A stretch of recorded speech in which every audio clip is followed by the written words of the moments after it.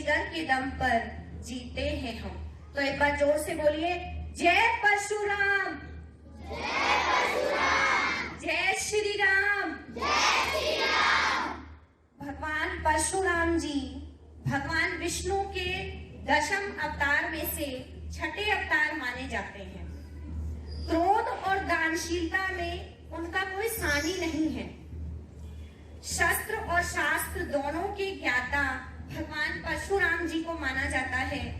ऐसा कहा जाता है कि जो भगवान परशुराम है ना, वो भगवान शिव के परम भक्त थे। भगवान शिव ने उनसे प्रसन्न होकर उन्हें मृत्यु लोक के कल्याणार्थ के लिए परशु अस्त्र प्रदान किया था, इसलिए वो परशुराम कहलाए।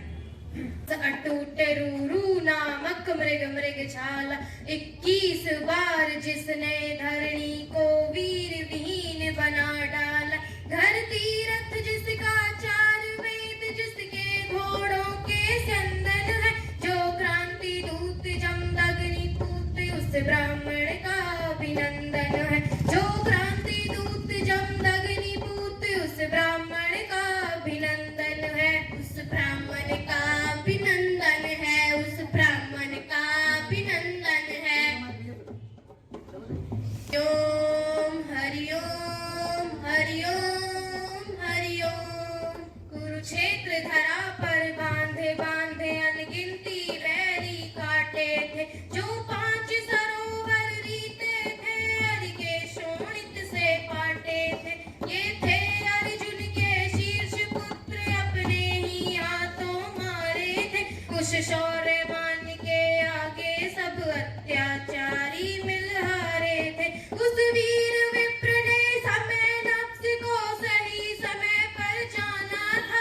जब नाक तलक पानी आया तब अपना बरसात आना था। अवतारी के चरणों अर्पित शब्दों का केसर चंदन है। जो क्रांति दूत जमदग्नि पूत उस ब्राह्मण का अभिनंदन है। जो क्रांति दूत जमदग्नि पूत उस ब्राह्मण का अभिनंदन है। उस ब्राह्मण का अभिनंदन है। उस ब्राह्मण का अभिनंदन है।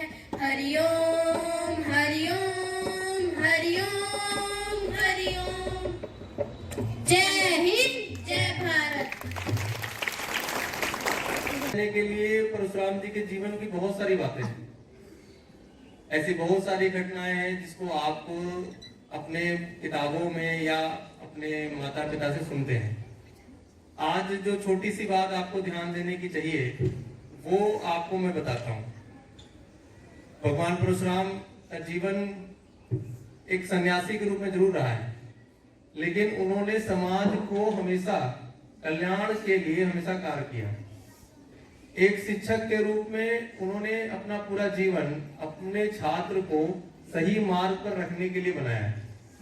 वो द्रोणाचार्य हो, भीष्माचार्य हो, कर्ण हो या और बहुत सारे उनके जीवन से जुड़े जो उनके छात्र हैं, उनका जीवन देखेंगे तो वो सत्य के लिए अपना जीवन तक लगा दिया। दान उनके जीवन का व्यवहार का एक हिस्सा रहा और ऐसा बनाते बनाते उन्होंने बहुत सारा कुछ समाज को समर्पित भी किया। उनके जीवन में अभी आपने सुना कि उन्होंने अपनी माता का वध भी किया। ये घटना बहुत ही लोगों के मन में विचलित करने वाली लगती है कि ऐसे पितृभक्त रहे कि उन्होंने अपनी माता का वध करते हुए भी विचार नहीं किया।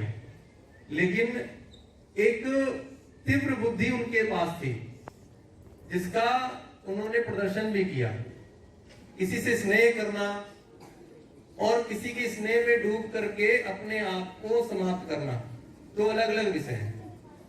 स्नेह करना मतलब कि उसके जो सत्य है, उसकी जो शीलता है, उसका जो स्नेह है और जो उसकी प्रतिष्ठा है, उसकी मान मर्यादा, सब कुछ संरक्षित करता है। वो सभी लोग भगवान परशुराम को कहते हैं कि माता का वध करने वाले, लेकिन सोचिए कि अपने पितृ को महान बनाने के लिए और माता के प्रति उनकी जो कृतज्ञता थी उसको दिखाने के लिए उन्होंने अपना विवेक का इतना बेहतर इस्तेमाल किया।